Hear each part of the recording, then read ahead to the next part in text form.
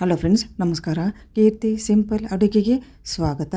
ಬರ್ರಿ ಇವತ್ತು ಕಲ್ಲಂಗಡಿ ಹಣ್ಣಿನ ಶರ್ಬತ್ ಮಾಡೋದನ್ನು ನೋಡೋಣ. ಬ್ಯಾಸಿಗೆ ಬಿಸಿಲಾಗ ಏನಾರ ತಂಪಾಗಿ ಪಾನೀಯ ಕುಡಿಬೇಕು ಅನಿಸಿದ್ರೆ ಈ ಒಂದು ಕಲ್ಲಂಗಡಿ ಹಣ್ಣಿನ ಶರ್ಬತ್ತನ್ನು ರುಚಿಕರವಾಗಿ ಮತ್ತು ಆರೋಗ್ಯಕರವಾಗಿ ಮಾಡಿಕೊಂಡು ಇದನ್ನು ಕುಡಿದ್ರಂಕ್ರೂ ಭಾಳ ಸೂಪರಾಗಿರ್ತೈತಿ. ದೇಹಗೂ ಕೂಡ ತಂಪಾಗಿರ್ತೈತಿ ನೋಡ್ರಿ. ಒಮ್ಮೆ ಈ ರೀತಿಯ ಕಲ್ಲಂಗಡಿ ಹಣ್ಣಿನ ಶರ್ಬತ್ತು ಟ್ರೈ ಮಾಡಿ ರುಚಿ ನೋಡ್ರಿ. ಬರ್ರಿ ಇವಾಗ ಹೆಂಗೆ ಮಾಡೋದಂತ ನೋಡ್ಕೊತ ಹೋಗೋಣ. ಇವಾಗ ನೋಡ್ರಿ, ಇವು ಸಬ್ಜಾ ಸೀಡ್ಸ್, ಇವನ್ನ ನೆನೆ ಹಾಕೊಳಕ್ಕೆ ಇಟ್ಬಿಡೋಣ್ರಿ. ಇವಾಗ ಒಂದು 10-15 ನಿಮಿಷ ಇವು ನೆನಿಬೇಕಾಕೈತಿವು. ಇದು ಸಬ್ಜಾ ಸೀಡ್ಸ್ ದೇಹಕ್ಕೆ ತಂಪು ಕೂಡ ಹೌದು ನೋಡ್ರಿ. ಇದನ್ನ ದಿನಾಲು ಒಂದು ಟೈಮ್ ಕುಡಿದ್ರಂಕು ದೇಹ ಇಡೀ ದಿನವೂ ತಂಪಾಗಿನ ಇರ್ತೈತೆ ನೋಡ್ರಿ. ಈಗ ನೋಡ್ರಿ, ನೀರು ಹಾಕಿ ನೆನೆ ಹಾಕಿ ಇಟ್ಬಿಡೋಣ ಒಂದು 15 ನಿಮಿಷ. ಇವಾಗ ನೋಡ್ರಿ, ಕಲ್ಲಂಗಡಿ ಹಣ್ಣನ್ನು ಕಟ್ ಮಾಡ್ಕೊಂಬಿಡೋಣ್ರಿ. ನೀಟಾಗಿ ಕಟ್ ಮಾಡಿಕೊಂಡು ಇದು ಒಳಗಿನ ತಿರುಳು ಇರುತ್ತಲ್ಲ ಅದನ್ನು ತೊಗೊಂಬಿಡೋಣ್ರಿ ನೀಟಾಗಿ. ಈಗ ನೋಡ್ರಿ, ನಿಧಾನಕ್ಕೆ 2 ಭಾಗ ಮಾಡಿಕೊಂಡು ಇದನ್ನ ಸಣ್ಣಗೆ ಪೀಸ್ ಮಾಡ್ಕೊಂಬಿಡೋಣ್ರಿ. ಈಗ ಪೀಸ್ ಮಾಡಿಕೊಂಡು ಒಳಗಿನ ಏನು ಬೀಜ ಇರ್ತಾವಲ್ಲ ನೀಟಾಗಿ ತೊಗೊಂಡ್ಬಿಡೋಣ್ರಿ. ಅವನ್ನ ಬೀಜನ ಆದಷ್ಟು ತೊಗೊಂಡನ ಇದನ್ನ ತಿರುಳನ್ನು ಅಷ್ಟೇ ತೊಗೋಬೇಕಾಕೈತಿ. ಈಗ ನೋಡ್ರಿ, ಒಂದನ್ನು ತೊಗೊಂಬಿಡೋಣ. ಈ ರೀತಿ ತಿರುಳನ್ನು ತೊಗೊಂಬಿಡೋಣ ನೀಟಾಗಿ. ಇದನ್ನ ಸಣ್ಣಗೆ ಪೀಸ್ ಮಾಡ್ಕೊಂಡು ಬೀಜ ಏನಿರ್ತಾವಲ್ಲ ಬೀಜನ ತೊಗೊಂಬಿಡೋಣ. ತೊಗೊಂಡು ಇದನ್ನ ಮಿಕ್ಸಿ ಜಾರಿಗೆ ಹಾಕ್ಕೊಂಬಿಡೋಣ್ರಿ.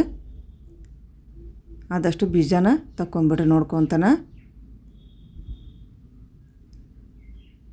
ಇವಾಗ ನೋಡ್ರಿ, ಎಲ್ಲವನ್ನು ಹಾಕ್ಕೊಂಬಿಡೋಣ. ಇವಾಗ ಈ ರೀತಿ ಸಣ್ಣ ಕಟ್ ಮಾಡಿಕೊಂಡು ಇದನ್ನು ಈಗ ಕಲ್ಲಂಗಡಿ ಹಣ್ಣಿದ್ದು ಈ ತಿಳಿ ಐತಲ್ಲ ಇದನ್ನ ಈಗ ಜ್ಯೂಸ್ ಮಾಡ್ಕೊಂಬಿಡೋಣ್ರಿ. ಇವಾಗ ಎಲ್ಲವನ್ನು ಹಾಕ್ಕೊಂಬಿಡೋಣ. ನಮಗೆ ಎಷ್ಟು ಗ್ಲಾಸ್ ಬೇಕಲ್ಲ ಅಷ್ಟು ಗ್ಲಾಸನ್ನು ನೋಡಿಕೊಂಡು ಒಂದು ಅಳತೆ ಒಳಗೆ ಇದನ್ನ ಹಾಕ್ಕೊಂಬಿಡೋಣ್ರಿ.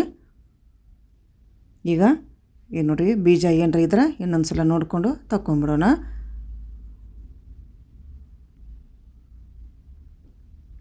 ಈಗ ಸಕ್ಕರೆ ಹಾಕ್ಕೊಂಬಿಡೋಣ.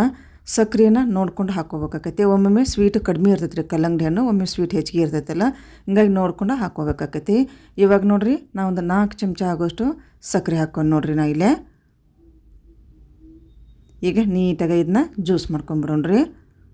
ಈಗ ನೋಡ್ರಿ, ಮಾಡ್ಕೊಂಡಿದ್ದು ಆಯ್ತು. ಇವಾಗ ಇದನ್ನ ಸೈಡಿಗೆ ಇಟ್ಕೊಂಬಿಡೋಣ.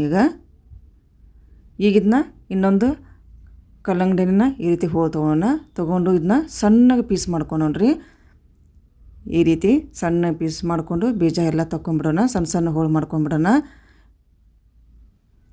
ಈ ರೀತಿ ಆದಷ್ಟು ಸಣ್ಣಗನ ಮಾಡ್ಕೊಂಬಿಡ್ಬೇಕ್ರಿ ಇದನ್ನ.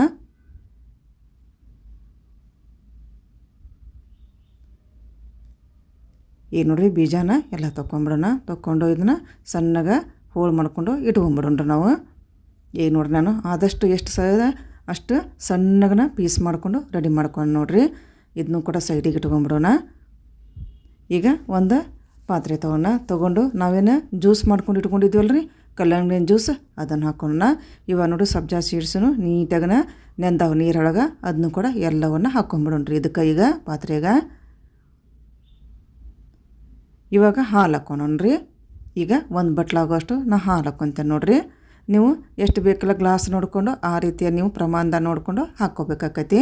ನಾ ಇಲ್ಲಿ 2 ಗ್ಲಾಸ್ ಮಾಡೋದ್ರಿಂದ ನಾನು 1 ಬಟ್ಲಾಗೋಷ್ಟು ಹಾಲು ಹಾಕ್ಕೊಂಡು ಈಗ ಸಣ್ಣಗೆ ಪೀಸ್ ಮಾಡಿ ಇಟ್ಕೊಂಡಿದ್ನಲ್ಲ ರೀ ಕಲ್ಲಂಗಡಿ ಹಣ್ಣಿನ ಎಲ್ಲನೂ ಪೀಸನ್ನು ಇದಕ್ಕೆ ಹಾಕ್ಕೊಂಡ್ಬಿಡ್ತೇನೆ ರೀ. ಇವಾಗ ನಾನು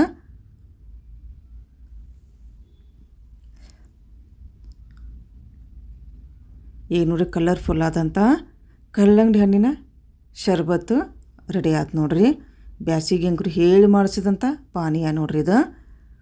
ಇವಾಗ ಡ್ರೈ ಫ್ರೂಟ್ಸ್ ಹಾಕ್ಕೊಂತೇನೆ ನೋಡ್ರಿ.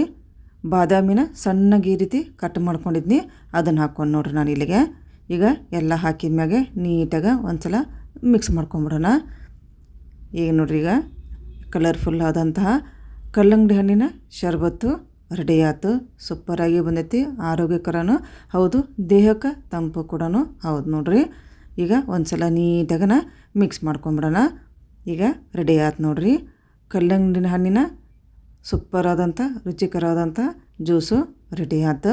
ಈಗ ಇದನ್ನ ಗ್ಲಾಸಿಗೆ ಸರ್ವ್ ಮಾಡ್ಕೊಂಡು ಕೊಟ್ಟುಬಿಟ್ರಂಕ್ರು ಮುಗಿದು ಹೋಯ್ತು ನೋಡ್ರಿ. ಬ್ಯಾಸಿಗೆಂಕ್ರೂ ಭಾಳ ಸೂಪರಾಗಿರತ್ತೆ. 1 ಗ್ಲಾಸ್ ಕುಡಿಯೋರು 2 ಗ್ಲಾಸ್ ಕುಡಿದ್ರೂ ಅಷ್ಟು ರುಚಿಕರವಾಗಿ ಇರ್ತೈತೆ ನೋಡ್ರಿ. ಈಗ ಗ್ಲಾಸಿಗೆ ಹಾಕ್ಕೊಂಬಿಡೋಣ್ರಿ ನಾವು. ಈ ರೀತಿ ಬಂದೈತೆ ನೋಡಿರಿ, ಕಲರ್ಫುಲ್ ಆದಂತಹ ಕಲ್ಲಂಗಡಿ ಹಣ್ಣಿನ ಶರ್ಬತ್ತು ರೆಡಿ ಆಯ್ತು ನೋಡಿರಿ. ಮನೆಗೆ ಯಾರಾದರೂ ಗೆಸ್ಟ್ ಬಂದ್ರಂಕ್ರೂ ಈ ಒಂದು ರೀತಿಯ ಕಲ್ಲಂಗಡಿ ಹಣ್ಣಿನ ಶರ್ಬತ್ತು ಒಮ್ಮೆ ಮಾಡಿ ಕುಡಿಸ್ರಿ ಅವರಿಗೆ.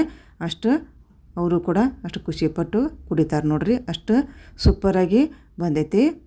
ನೀವು ಕೂಡ ಈ ಒಂದು ಕಲ್ಲಂಗಡಿ ಹಣ್ಣಿನ ಶರ್ಬತ್ತಿನ ರೆಸಿಪಿಯನ್ನು ನೀವು ಕೂಡ ಒಮ್ಮೆ ಈ ರೀತಿ ಒಮ್ಮೆ ಟ್ರೈ ಮಾಡಿ.